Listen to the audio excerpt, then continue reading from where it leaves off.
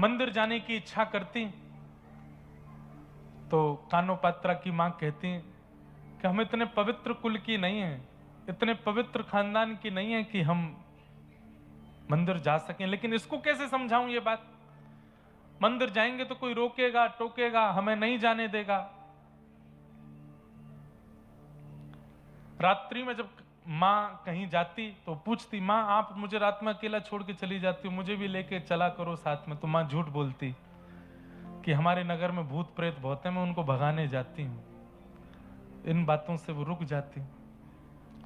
लेकिन कब तक छुपाए छुपे बातें। धीरे धीरे कानोपात्रा जब बड़ी हो गई तो उसका भी रूप इतना सुंदर, उनका भी आकर्षण इतना ज्यादा हो गया कि लोग बागों की कुदृष्टि उन पर आने लगी। अब नगर में चर्चे होने लगे, कानोपात्रा बहुत सुंदर है और उससे मिलना है, उसके साथ रहना है, उससे बात करनी है, ऐसी सब चर्चाएं जब मां सुनती तो उसको इतनी घबराहट होती कि मेरी बच्ची इन सब चीजों से दूर रहे। लेकिन लोगों की दृष्टि तक तो ठीक थी बात। एक दिन राजा की दृष्टि पड़ गई, और जब राजा कुछ ठान ले तो फिर प्रजा तो कुछ कर नहीं सकती। मां ने सदा समझाया कि तू केवल विठोबा की है, तू केवल विठ्ठल की है, और कोई तेरा नहीं हो सकता। बहुत छोटा सा चरित्र है कानोपात्रा जी का, और एक ऐसी भक्त हैं जिन्होंने बहुत कम समय में ठाकुर जी को प्राप्त कर लिया। राजा के सैनिक लोग आ गए, कानोपात्रा को पकड़ लिया और चलो राजा ने तुमको बुलाया है, कोई अंतिम बात तुमको करनी हो परिवारी जनों से, मां से, तो कर लो, क्योंकि अब तुम वापस नहीं आओगे, अब तुम राज भवन में ही रहोगी, राजा को सुख प्रदान करना है। तो कानोपात्रा से जब पूछा गया कि तुम्हारा अंतिम इच्छा कुछ हो तो बताओ, तो उसने कहा मैंने जीवन भर विठोबा के कीर्तन सुने हैं, जीवन भर विठोबा का केवल नाम सुना है, दर्शन नहीं किया। एक बार मंदिर में आज्ञा लेकर के पुजारियों से कह, आप तो राजा के सैनिक हैं, आप तो जो चाहे कर सकते हो, जब राजा मुझे बुला ही रहे हैं तो राजा केवल एक प्रस्ताव दे दें, मुझे एक बार विठोबा को देखना है, उनको देख के मैं आ जाऊं। तो मंदिर में प्रवेश वर्जित था, वैश्या की पुत्री है, लेकिन राजा ने आज्ञा कर दी, बोले नहीं इसको दर्शन कराओ, उसके बाद ये हमारी सेवा में रहेगी।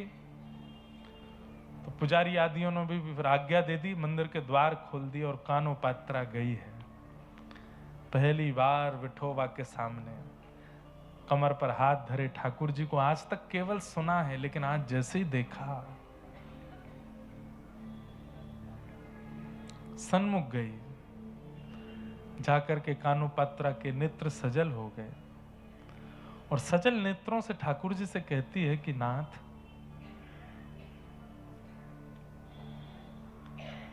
मैं आपकी हो चुकी हूं, बचपन से मैंने आपको अपना मान लिया है, आपने मुझे माना कि नहीं ये मुझे नहीं पता, पर मैं आपको अपना मान चुकी हूं। अब आपके अलावा यदि मेरा कोई स्पर्श भी करे, मेरा कोई वर्ण करे, तो इसमें मेरी कोई लाज नहीं जाएगी, आपकी लाज जाएगी। अरे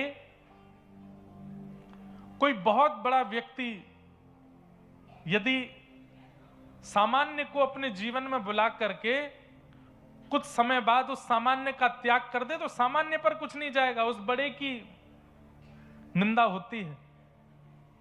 हम सामान्य जीव हैं, हम आपकी शरण में आए हैं, आपके चरण में आए हैं नाथ, मैं आपकी शरणागत हो गई हूं। और सुनिए, मैंने सब जगह फैला दिया है कि मैं आपकी हूं, मैंने नगर नगर में गांव गांव में जाकर के कह दिया है मैं आपकी हूं, और आपके बाद यदि वो राजा मुझको स्वीकार करेगा तो इसमें आपकी बड़ी निंदा होगी नाथ। अब वो राजा मुझे स्पर्श भी ना कर पाए, ऐसी योजना आप बनाओ। प्रभु जी मोरी क्या बिगड़ेगी, जाएगी लाज तुम्हारी, तुम्हारी जाएगी लाज तुम्हारी। हरि जी मोरी क्या बिगड़ेगी, जाएगी लाज तुम्हारी, तुम्हारी जाएगी लाज तुम्हारी। मुपति पाँच पाँच के तुम पति, सो पति काहे बिसारे। भीष्म द्रोण और कर्ण दुशासन, इन मोरी लाज बिगाड़ी। हरि जी मोरी क्या बिगड़ेगी, जाएगी लाज तुम्हारी। ओ जाएगी लाज तुम्हारी। सूरदास पाछे पछतई हो, आप पीछे पछताओगे जब जब जब मोहे देख उघारी। वैसे तो द्रौपदी के चीर हरण के प्रसंग का पद है, परंतु हर भक्त ठाकुर जी से कह सकता है कि नाथ, यदि ये संसार मुझे अपने चंगुल में फंसा रहा है तो इसमें मेरा कुछ नहीं जाएगा। मैं तो अपने आप को आपके सन्मुख अर्पित कर चुका हूं, अपने आप को आपके हवाले कर चुका हूं। अब आपके हवाले आने के बाद कोई और मुझे स्वीकार करे, इसमें मेरा कुछ नहीं बिगड़ेगा। आप कमजोर हैं ये पता चलेगा दुनिया को, कि आपकी शरणागति प्राप्त करने के बाद भी किसी और के प्रति मेरा मन जा रहा है, कोई और मुझे खींच रहा है। कानोपात्रा ने ठाकुर जी से कह दिया, और यदि आप मुझे स्वीकार नहीं करे हैं तो फिर आप पूरे पंढरपुर में जाके घर घर में जाके बता दीजिए सबको कि कानोपात्रा को मैंने स्वीकार नहीं किया। लेकिन नाथ, उसमें आपको बहुत श्रम होगा। इतने हजारों घरों में हर घर में जा जाके आपको बोलना पड़ेगा कि कानोपात्रा मेरी नहीं है, कानोपात्रा मेरी नहीं है। इतनी हजार जगह जाकर के आप श्रमित होंगे, उससे अच्छा तो इस कानों को स्वीकार कर लीजिए ना।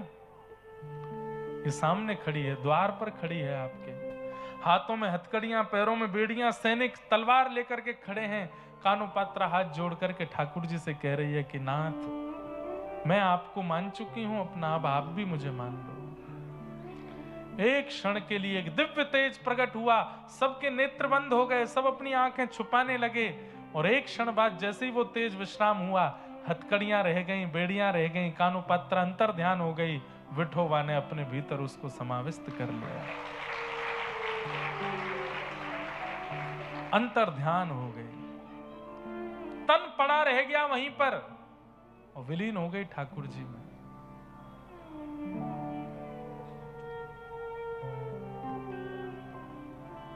ठाकुर जी स्वीकार करें, इसी के लिए तो हम लोग भक्ति पथ पर चल रहे हैं, उसके योग्य हम बने, उसी के लिए तो हम लोग कथा भागवत सब श्रवण कर रहे हैं। करने की ठान ले कोई मन में तो कर सकता है, हमने ठाना नहीं है अभी। वो डेडिकेशन जैसा होना चाहिए वो आया नहीं है अभी। अरे जिसके अंदर डेडिकेशन हो जाता है वो घर भी इसी भाव से बनाना, घर नहीं बना रहे, निकुंज बना रहे हैं ठाकुर जी का, विवाह नहीं कर रहे हैं, एक सहचरी ला रहे हैं ठाकुर जी की सेवा के लिए। ये संतान उत्पत्ति नहीं हो रही है तो ठाकुर जी की सेवा अधिकारी आ रहे हैं घर में, खाना नहीं बन रहा है, भोग बन रहा है ठाकुर जी के लिए। सजावट घर की नहीं हो रही है, ठाकुर जी के निकुंज की हो रही है। हम कौन हैं? घर के मालिक नहीं है, घर के मालिक ठाकुर जी, हम तो उनके दास हैं, सेवक। हर परिस्थिति, गाड़ी नहीं खरीद रहे हैं, रथ लेकर के आ रहे हैं ठाकुर जी के लिए, कभी कहीं जाना पड़े ठाकुर जी बैठ के जा सके। हर व्यवस्था ठाकुर जी के संबंध की हो जाए हमारे जीवन में, तभी हमारा जीवन सार्थक है। बाकी दो जगह पैर रखे रहो, भक्ति भी कर लो, संसार को भी स्वीकार कर लो, उससे कुछ नहीं मिलने वाला। तो निर्मत्सराणाम सताम